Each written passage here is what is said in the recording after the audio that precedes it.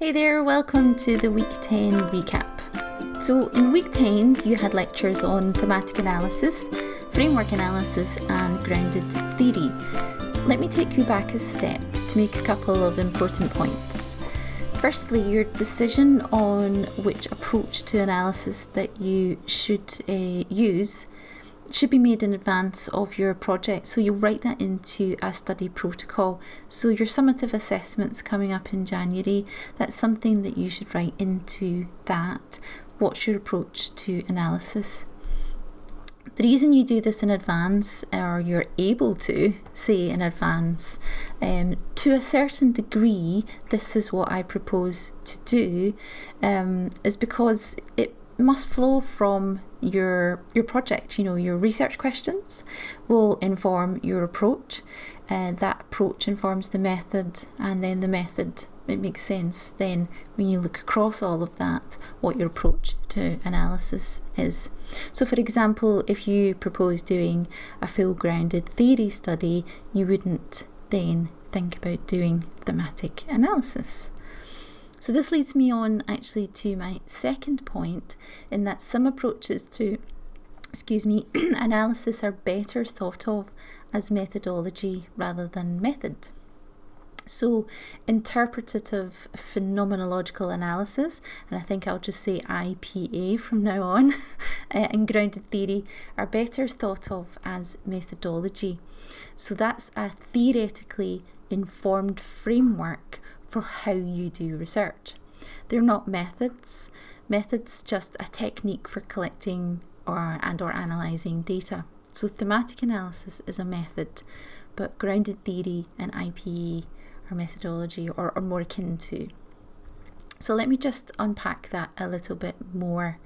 So what do I mean when I say IPA is a methodology? Well, IPA is a bit like buying a house that already comes with furniture. All your design choices, colour scheme, materials, etc. have all been made for you. You walk in, it's done. So IPA specifies your theoretical framework that should inform your research, what types of research questions you can ask, what sampling strategy you should use, ideally how you would collect your data. By contrast, thematic analysis is more like a piece of furniture you build yourself. You choose the colour, you choose the dimensions, the materials, etc. So thematic analysis and framework, which sits in the family of thematic analysis, is just a method. So you can use whichever theories you like. You can be realist, you can be constructionist. So it depends which works for your project. There's no specific requirements for sampling. It can be used to analyse most types of qualitative data. So, summary. Some approaches to analysis are actually part of more of an overarching methodology, whereas others are methods. So, remember that. Okay, questions. What questions might I anticipate you have from some of this material this week? So in my experience of teaching in class, I am often asked, how do I make a decision about which approach to analysis is best for my project?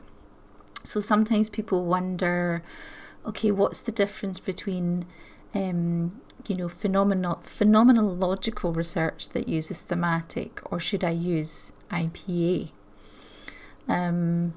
Do I always have to use IPA if I'm doing phenomenological research? No, because thematic analysis has a long history as a phenomenological method that predates IPA. But if you think you might have a small sample size and have an idiographic focus, then IPA is probably quite suitable. If you think you might have a larger sample and want to focus on more patterned meaning across your data set, then thematic analysis is fine. So that's if you're thinking of coming from a phenomenological perspective. Do I embrace full IPA? Remember, methodology, not just method. So throughout my entire project, do I embrace IPA? So I'll need to really think from the very beginning what that means, including my analysis. Or do I embrace phenomenology but lean towards thematic analysis? So they're both phenomenological studies, but if you opt for IPA, you've probably got small sample sizes and the idiographic focus. If you opt as a phenomenological study to do thematic analysis, it might be, well, I have a larger sample and I want to actually look across as well as within cases. So how would you make the decision between thematic analysis and grounded theory? Well, it depends what we mean by grounded theory. There's seemingly endless variations, so you need to be very careful about what we mean. And actually, Braun and Clark, who you might know from the thematic analysis lectures, they've written extensively on thematic analysis. They say it's helpful to think of full grounded theory studies or grounded theory light.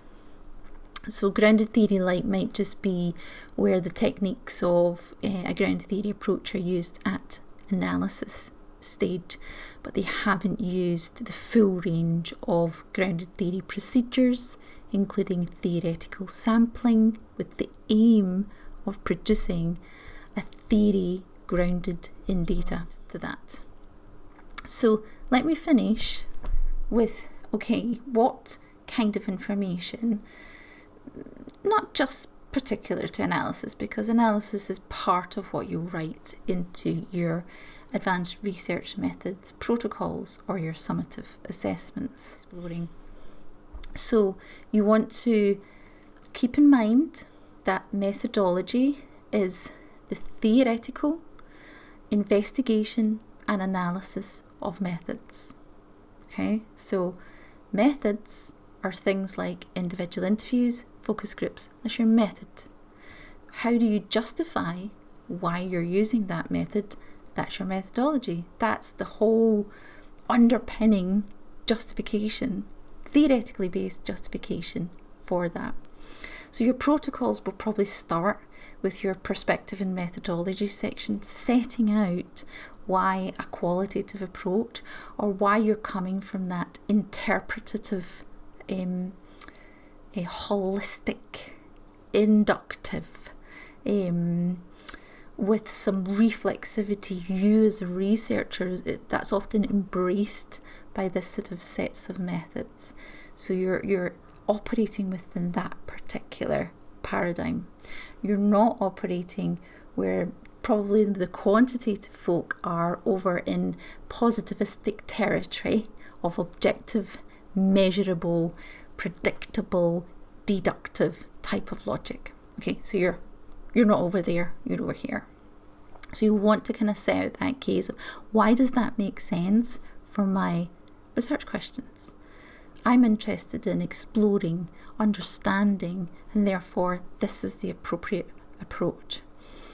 You don't need to necessarily go into a huge amount of detail about what is quantitative, because, if a plumber comes to my house, I don't need them to explain every single tool in their tool bag. I'd quite like for them to say, this is the one that I think will work to fix your sink, and here's why. But I suppose, yes, I might have been able to use that, but I prefer this one. So it's fine to do a little bit of comparison, but I don't need to know every single tool in the bag. No. So I need to know that you can say that this particular methodological approach, how it mainly differs, but tell me more about the one you're opting to use, because I need to know that you understand why that was appropriate.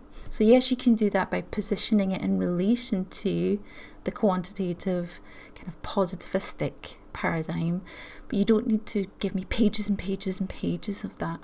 Enough just to tell me I know the difference here, but let me explain more about this one that I'm embracing and why it's suitable for my project.